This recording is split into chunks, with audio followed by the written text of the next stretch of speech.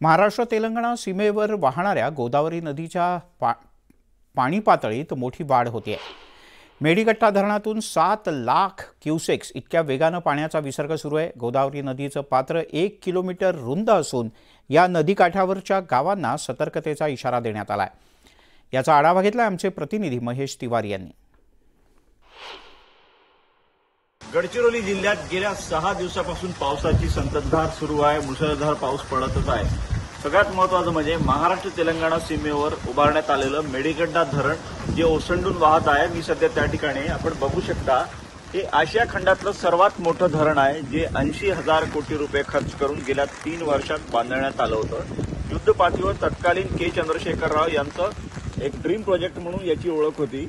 कालांतराने याच्यावर वाद निर्माण झाले, महापूर आलं आणि गेल्या वर्षी या प्रकल्पात झालेला निश्चित दर्जाचं बांधकाम उघड झालं होतं। त्यामुळे या प्रकल्पाची चौकशी सुद्धा सत्तेवर आलेल्या काँग्रेसचे मुख्यमंत्री के रेवंत रेड्डी यांनी सुरू केली होती।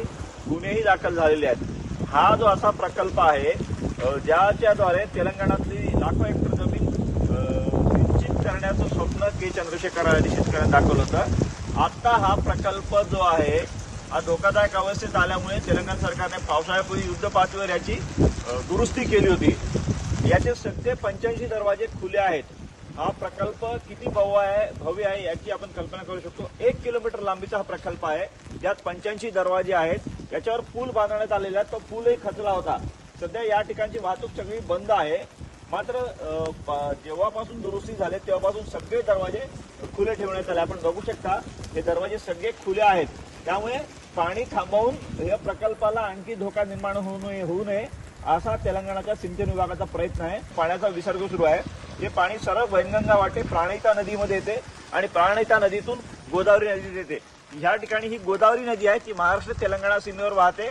महाराष्ट्रातला शेवटचा प्रवास गोदावरी नदीची या ठिकाणी संपतो। इथून ती राजमंड्री समुद्राच्या दिशेने जाते आणि याच ठिकाणी गोदावरी नदीवर तेलंगणा सरकारने हा प्रकल्प बांधण्यात आलेला आहे। पाण्याची तीव्रता आपण बघू शकता। हे जे पात्र आहे 1 किलोमीटर लांबीचं पात्र आहे, म्हणजे त्यावरून आपल्याला पात्र गोदावरीचं केवढं भव्य आहे आणि त्या भव्य पात्रात हे भव्य धरण उभारण्यात आलेलं आहे। 85 दरवाजे खुले आहेत। 7 लाख क्युसेक्स पाण्याचा विसर्ग सुरू आहे। महेश तिवारी, न्यूज 18 लोकमत, मेडीगड्डा, महाराष्ट्र कालेश्वर, महाराष्ट्र तेलंगणा सीमा, गडचिरोली।